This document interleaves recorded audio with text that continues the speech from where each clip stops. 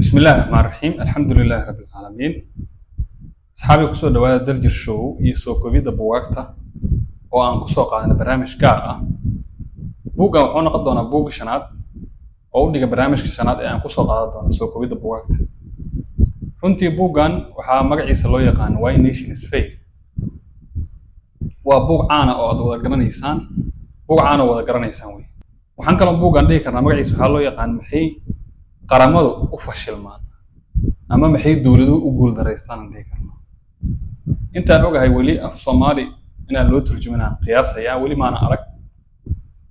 marka buuggan waxaan ka soo samaynaynaa ama aan ka samaynaynaa khulaaso kooban iyo falanqayn yar oo aan ku diri doono كل waxaan rajaynayaa in buugtii hore oo aan soo bandhignay qaarkood si wanaagsan looga helay sidoo kalena buuggii la dhihi jiray The New One Minute Manager weli asxaabta qaar waa ka sugayaa magaca uu ku habboon yahay af Soomaali ahaan buugkan waan soo qaadanay oo uu kamid yahay buuggii la dhihi jiray Cash Flow Quadrant iyo buuggii ahaa The Art of War marka waxaan rajaynayaa dadka jecel inay buugta xog ka ogaadaan faahfaahsan inay halkaas ku laaban doonaan waxaan kaloo ka codsanayaa asxaabtu inay baahiyaan muuqaalada oo ay ka bixiyaan wixii faal ah waxaan gudaha u geli doonaa buuggeena loo yaqaan Why Nations Fail maxay dawladuhu u guuldareystaan ama maxay qaramadu u fashilmaan maxaa keenay qaramadu u fashilmaan magaca buug waxaan loo yaqaan Why Nations Fail buuggan waxaa kaloo buuggan muxuu ka hadlayaa waxa uu weyn uu ka hadlayo waxa waaye the origin of power prosperity and poverty uu ka hadlayaa sidaas eray marka si gaar ah uga hadli doona ama buuggan si guud muxuu ka hadlayaa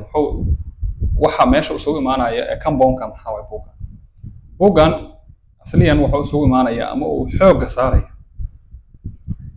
waxa loo yaqaan quwadda iyo waxa loo yaqaano dhaqaalaha ama barwaaqada dhaqaalaha wadan uu leeyahay ama hantida wadan uu leeyahay oo ayada nafteeda ku xiran awoodda la xiriirto awoodda ay wax ku kordhin kartaa awoodda iyo dhaqaalaha iyo awoodda oo faqriga loo yaqaan awood waxaa jirta faqri ah wadamo awood leh haddana faqri ah ayaa jiro waxaa jira wadamo awoodna aan lahayn sidoo kale faqrina ah ayaa jiro oo maclasaf aan u soo qaadan karno wadankeena oo kale awoodna ma lihin faqrina waa sidoo kale marka wadamo waxaa jira awood leh laakiin faqri ah iyo wadamo awoodii iyo dhaqaalihii ama hantidii ama barwaaqanimada isku haysta ayaa jiro marka buuggan intaas ayuu ku dul meerayaa sidoo kalena awoodda iyo faqriga iyo dhaqaalaha intaba barnaamij gaar ah ka sameyn doona haddii aan fursad buuggan waxaan qorayaasha loo kala yaqaano Kamer Daron Acemoglu ninkan waa nin Turkish American dadka Turkishta asalkooda ama Turkida ee Americanka iyo ninka loo yaqaan waxa qor buuggan James Allen Robinson oo sidoo kale ah dhaqaalayahan labadooda dhaqaalayahano ninkan James Allen waa British American waa nin British asalkiisu yahay laakiin American buuggan dabacadiisa kooda xala soo bandhigay 2012 ayaa la soo bandhigay sababaha ay dalalka qaar u guuleystaan xasiloonida horumarka dhaqaale iyo isdhexgalka bulsho halka kuwa kale ay ku fashilmaan intaas oo dhan oo ay noqdaan wadamo sabool ah dhibaato siyaasadeedna ay ka jirto wadamada qaar waa sabool waxa xasilooni kama jirto horumar dhaqaalena kama jiro isdhexgal bulshana ma laha arrintaas waxay keentaa saboolnimo iyo dhibaato xagga siyaasadda ay keentaa in siyaasadii caqabad ay ka jirto ama xasilooni darro siyaasadeed ay ka jirto sida wadankeena iyo wadamo labadaba ka jirto marka dadkii maxaa la yiraahdaa xasilooni ma haystaan nabad ma haystaan sidoo kale dhaqaale ma haystaan waxbarashadu waa liidataa mar haddii labadaas timaado marka waxaa imaanaysa dadkii inay ku mashquulaan siyaasadda iyo maamulka inay ku mashquulaan oo cid kasta ay hunguri ka gasho siyaasadda iyo maamulka imaanaysa waxaa kaloo imaanayo in kuraasta iyo mas'uuliyadda la hayo dhaqaale laga sameeyo imaanayso sidaasna ay noqoto qofkii banaanka joogto inay hunguriyeyso sida ay u bedeli leedahay hebel oo kursi hebel ku fadhiya ama mas'uul hebel si u bedeli leedahay si ay ayana dhaqaalahaas u samayso hordhaca aan galayna ama soo koobidda ayaan galayna maxay yihiin sababaha ay dalalka qaar u guuleystaan halka kuwa kalena ay ku fashilmaan oo ay noqdaan wadamo sabab ah xasilooni darna ka jirto xasilooni dar siyaasadeed amni iyo xasilooni dar siyaasadeed ka dhacaysa wadamada qaarna way guuleystaan maxaa sababay waa su'aal bulsho way bulshada ayaa isweydiis su'aasha waxay isweydiiyaan kamid ah sababaha dhaqaale darada keenta ama dhaqaalaha keento iyo sababaha siyaasadeed oo soo jiidato indhaha aqoon-yahanka muddo qarniyo ah ayaa laga fikiray arrinkaas oo leh ee aqoon-yahanadu ka fikirayaan buugga Why Nations Fail oo ay qoreen ninka loo yaqaan Camille Daron Acemoglu iyo ninka loo yaqaan sidoo kale qoraaga caanka loo yaqaan James Allan Robinson wuxuu isku dayayaa buuggan inuu jawaab cad ka bixiyo su'aasha hadda soo weydiin inuu jawaab cad ka bixiyo sidoo kale qorayaashu waxa ay diiradda saarayaan hay'adaha siyaasadeed iyo kuwa dhaqaale iyagoo ku doodaya in nidaamyadaas ay yihiin sababta ugu weyn ee go'aamisa horumarka ama hoos u dhaca dalalka sababta go'aamisa ayay ku sheegeen waxa ay ku muujiyeen in horumarku uu ku tiirsan yahay hay'ado wada jira oo sinaan iyo fursado abuuraya halka nidaamyada xadidan ay horseedaan guuldarrooyin iyo fakhri nidaamyada xadidan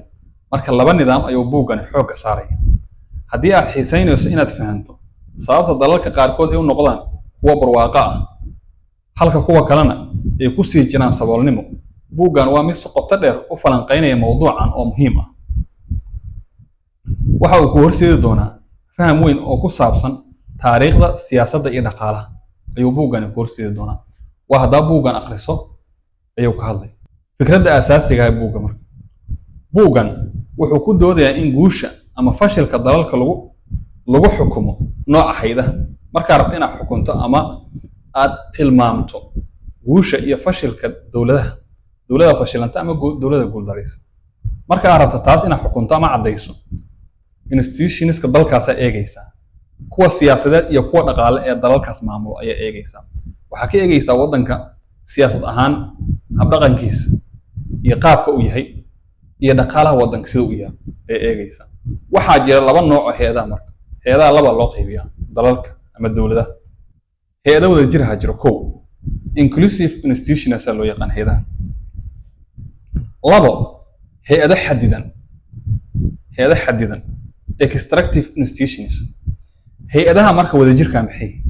oo hay'adahan oo loo yaqaan inclusive institutionska waxa ay ku salaysan yihiin sinaanta iyo ka qaybgalka bulsho sidoo kale waxay ku salaysan yihiin hay'adaha abuuridda fursado iyo dhiirigelinta hal abuurka hay'adahan intaasi ku salaysan yihiin si fiican waa inaad u dhuxdatan marka si aad u xasuusnaato hay'adaha wada jirka si aad u fahanto waxa loo yaqaan extractive institutions waxay ku salaysan yihiin kursiga khayraadka iyo awood oo koox gaar ay ku tamashadaysay ku salaysan yihiin taasoo keenta fakhriga iyo xasiloon darraday keenta arrinkaas marka waa inaad isku xirtaa hay'adaha wada jirka waxaa loo yaqaan hay'adaha ku salaysan sinaanta ka qaybgalka bulsho in loo wada sameyn yahay siyaasadda iyo fursadaha in loo wada sameyn yahay ayaa la yidhaahdaa sidoo kale abuuridda fursado ayay samaysaa hay'adahan ayay sameeyaan si aan loogu mashquulin markasta kursiga u sarreeya oo aan loo dhihin ra'iisul wasaare madaxweyne keliya aan loo eegin halkaas koobkaas keliya loo yeelo ay dadku ganacsiga horumarka ay aadaan oo bulsho badan ay ka fikirto wax ka baxsan xayndaabka siyaasadda inay fursado heli karto laakiin mar haddii xayndaabka siyaasadda la isugu yimaado dadku way iska hor imaanayaan buuquna wuu badanaya sidoo kale waxay dhiirigeliyaan hay'adaha noocaan ah hal abuurka dhaqaale badan ayay wadamada ku bixiyaan wadamada hay'adaha noocaan leh inclusive institutionska ee wadamada leh dhaqaale xoog leh ku bixiyaan dhiirigelinta hal abuurka sare u qaadida maalgelinta waxyaabahaas fursado badan ku bixiyaan halka hay'adahan extractive institutionska loo yaqaan ayagu aysanba ogoleynba furnaanshaha waddanka ama in fursado ay abuurmaan hal abuur oo yimaado ma ogola ayagu ama waxaa laga yaabaaba inaysan waxba ku bixinayn cashuurtan ay ku badiyaan ama inay dhaqaale ay ka qaadaan shatiga lagu adkeeyo lagu dhibaateeyo waxyaabahaas in la sameeyo marka labadaas qaab ayay u qaybiyaan nimankan loo yaqaano Camille Acemoglu iyo ninka loo yaqaano James Robinson hagaag qodobada muhiimka ah marka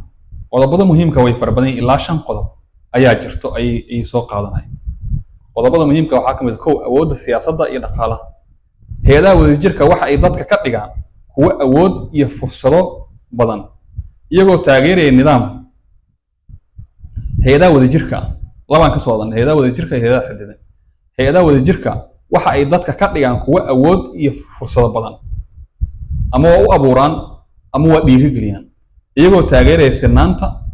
horumarka tiknoolajiyadda iyo hal abuurkay taageerayaan, xoogay saaraan, dhaqaale ku bixiyaan. hay-adaha xadidan halka hay-adaha xadidanna waxa ay dadka ka fogeeyaan horumarka, awoodda iyo dhaqaalaha, taasoo keenta saboolnimo iyo guuldarro. labadaasi ku kala duwan yihiin. labo, taariikhda iyo saamaynta gumaysiga. taariikhda iyo saamaynta gumaysiga ka hadlaya buugan. dalalka gumaysigu ku saleeyay ka faa'iidaysiga kheyraadka sida qaar badan oo Afrika ka mid ah waxay inta badan yeeshaan hay-ado xadidan.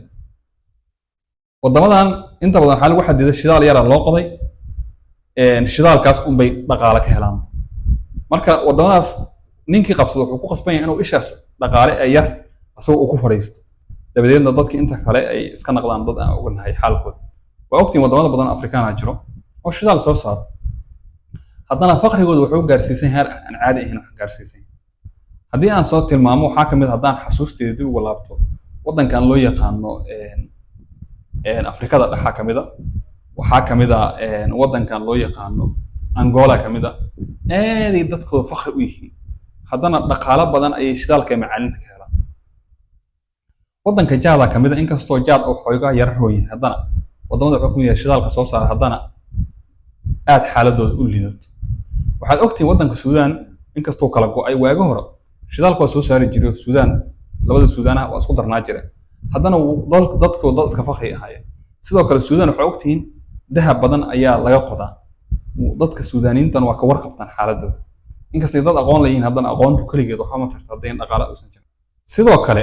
marka annagoo ku guda jirna weli taariikhda iyo saamaynta gumaysiga, dalal kale nidaamyada bulsho oo furan ama furfuran sida Yurub iyo waqooyiga Ameerika waxa ay yeesheen hay-ado wadajir ah yeesheen. sidaad ogtihiinba wadanka Maraykanku shidaal uu soo saaraa, wadamo badan oo Yurub oo shidaal soo saarana jiro, haddana numberka ama percentage shidaalka ay wadamadaas uga tiirsan yihiin waa wax xadidan. ma haddii shidaalka dhibaato ku timaado wax problem weyn kuma hayo wadanka, ama shidaalka hadduu yaraado dowladda inta ka soo geli karta ama dakhliga wadanka ka soo galay GPD wax loo yaqaan way xadidan tahay. waxyaabo badan ay ku mashquuleen oo kale, ganacsiyo kale ay samaysteen oo fara badan. marka fursadihi la baahiyey si haddii fursadaha kamid ay cilado ku timaado aysan saameyn weyn oo muuqata aysan u yeelan.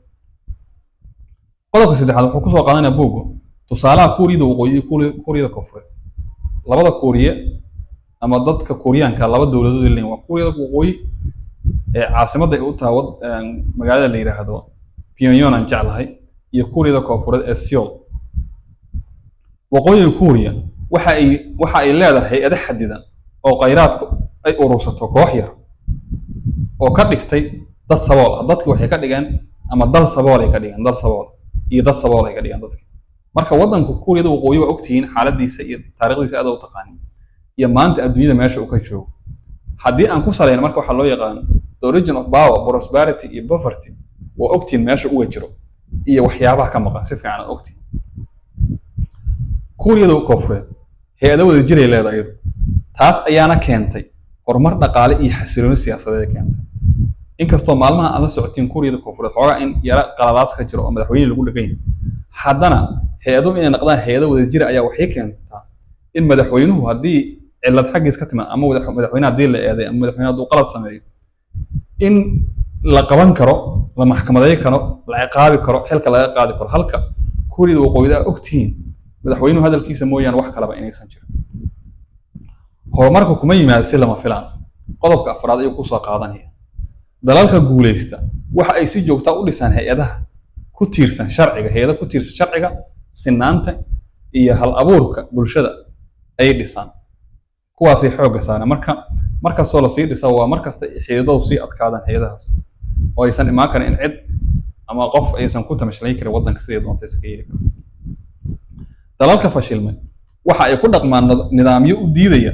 dadka inay ka faa'iideystaan fursadaha jira. fursadihii jiray ayaaba laga yaabaa in lagu cariiriyo dadka, taasna ay keento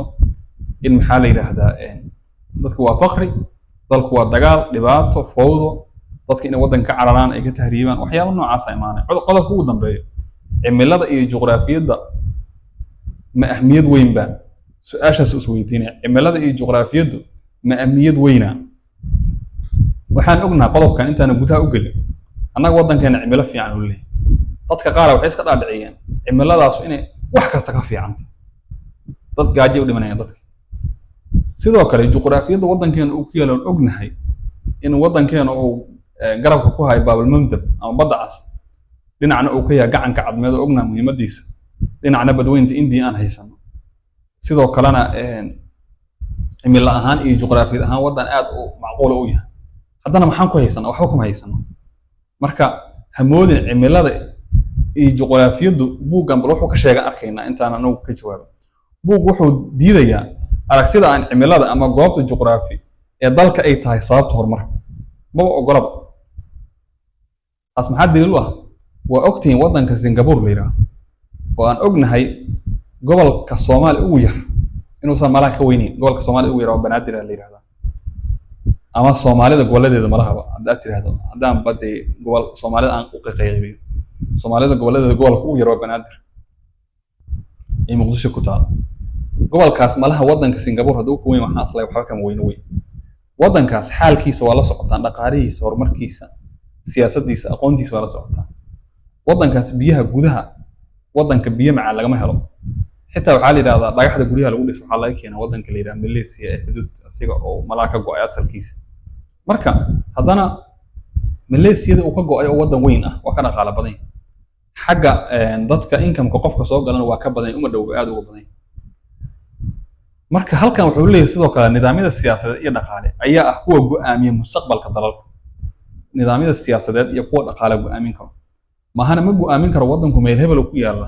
kulayl badan iyo qorax badan haysanaa maxaa la yiraahdaa waddankeena waxa ku jira shidaal badan haddana shidaalkii uu iska jiro dhulka waxba ma go'aamiso marka taasi annaga aad noo taabanaysa sidaad waxaad moodaa qolada inay malaha annaga naga hadlahay sidoo kale sababaha dalalku u fashilmaan ayuu soo qaadanaya waxaan ka soo gudubnay guud marka aan qodobada muhiimka aynu ka soo gudubnay sababaha ay dalalku fashilmaan kow hay-ado xadidan ayaa keena inay fashilmaan taasoo koox yar ay isku koobta awoodda iyo khayraadka iyadoo dadka kale laga fogeeyo fursadaha dhaqaale iyo siyaasadeed laga fogeynayo hanti looma ogola dadka kale iyo dhaqaale inay sameeyaan wax kasto qoladaana soo aruursanayso tusaale fiican waa heli karnaa sidaan u malaynaya sidoo kale siyaasadina wax yaroo koox isku ku koobta laga dhigayaa iyo maxaa la yidhahdaa wax la yidhahdaa reer iyo waxaa macno lahayn ayaa laga dhigaya isbeddel la'aanta siyaasadeed ay ku soo qaadanaya qodobka labaad ee sababaha dalalku fashilmaan dowladaha fashilmo waxa ay diidaan dib u habeynta nidaamka si bulshada looga dhigo mid ka qayb qaadata si ummadda loogu furo oo maxaa la yidhahdaa nidaamku isu bedelo oo koox cusub u timaado oo dadku ay maxaa la yidhahdaa qofku ku aqoon badan loo soo jiidan karo maba ogolaba qolay u xiran tahay meeshu qola kalena soo ma geli karo saddex caqabadaha hal abuurka horumarka tiknoolajiyadda iyo hal abuurku waa mid lid ku ah hay-adaha xadidan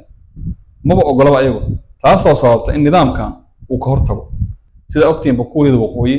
waxaa ogtiin xagga ay tiknoolajiyadda ka joogta maanta tiknoolajiyadoodu keliya waxay dhiirigelisaa tiknoolajiyadda hubka gantaalada bis kuwaasna waa wax ciidanka ku kooban iyo ereyada ciidanka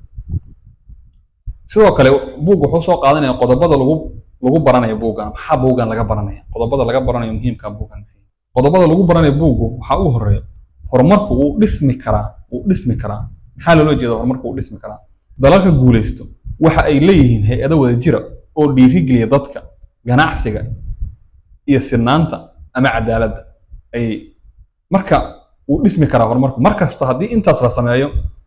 lana ilaaliyo nidaamka siyaasadeed uusan naqanin mid dictator iyo wax noocaas ay qabsadaan markastoo asiga unbaa maalinba wax kuwa kusii darmi karo labo xalka wanaagsan waa dib u habeyn ayuu ku leeyahay qodobkan isbedelada nidaamka ee hay-adaha waa muhiim si horumar loo gaaro maalin kasta in koox halkaas ku fadhido oo koox aan isbedelin ay meesha joogto waxaa ka wanaagsan isbedel inuu yimaado koox caabboone inay timaado dad horumar ka fikiraya inay yimaado dad vision cusub leh ama waxaan nidaamka hadda jiray dadka banaanka ka jooga waxay arki karaan caqabadaha iyo waxyaabaha nidaamkan ku jiray arki karaan hadday yimaadeen marka berri waxay xallin karaan waxay u arkayaan inay qaladaadka inay xallin karaan waa hadday yihiin dad nidaamsan oo raba inay horumar sameeyaan. qodobka saddexaad halabuurku waa furaha. qodobada lagu baranay buuggan waxaa ka mid ah halabuurka waa furaha. muxuu furo u yahay? dalal kale hay-ado wada jira waxa ay abuuraan jawi u ogolaanaya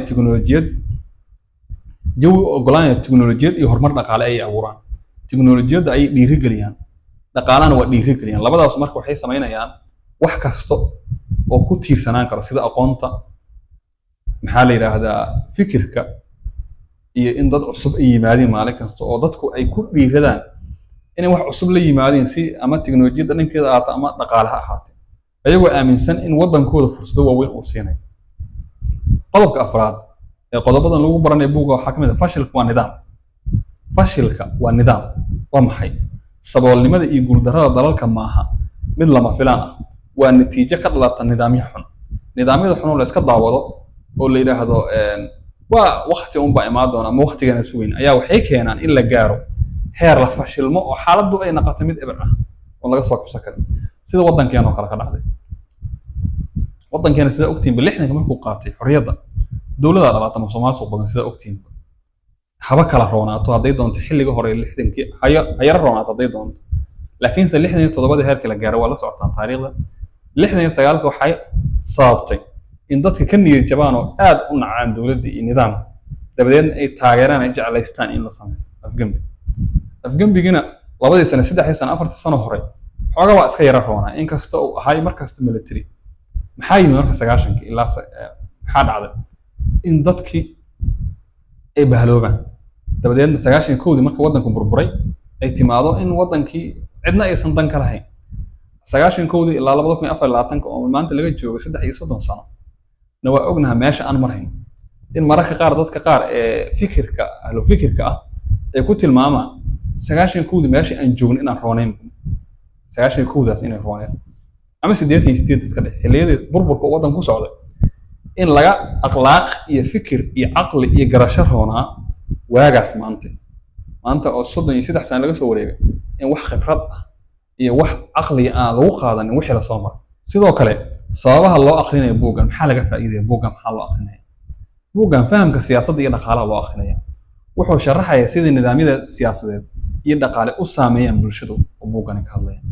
sidoo kale daraasado taariikhi ah buuggan ku jiro waa qodobka labaad. wuxuu leeyahay daraasado taariikhi ah. buuggu wuxuu ku salaysan yahay tusaalooyin taariikhi ah oo caddaynaya fikradaha lagu soo bandhiga. buugga fikradaha ku jiro taariikh badan ayaa ku jirto oo taariikhda wax baa laga baran karaa. sidoo kale inta aanan ka gudbin daraasado taariikhi ah buuggu wuxuu ku salaysan yahay tusaalooyin hogaamiyaasha dhabta ah ee macnaha leh inta badan waa hogaamiyaasha taariikhda wax ka barto, taariikhda akhriyo, wax badanna og oo ogaal badan aruursado si ay berri iyo sanadada soo socdo ee hoggaanku ku fadhiyaan ama dad dalka hogaaminaya ugu fikiraan horumarka la samaynayo muxuu yahay, horumarka muxuu ku salaysan yahay. qodobka u dambeeya sababaha loo akhrinayo buuggan wax ka barashada guusha iyo guuldarrada ayaa la yidhahdaa.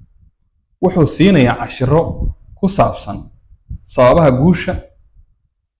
ama fashilka dalalka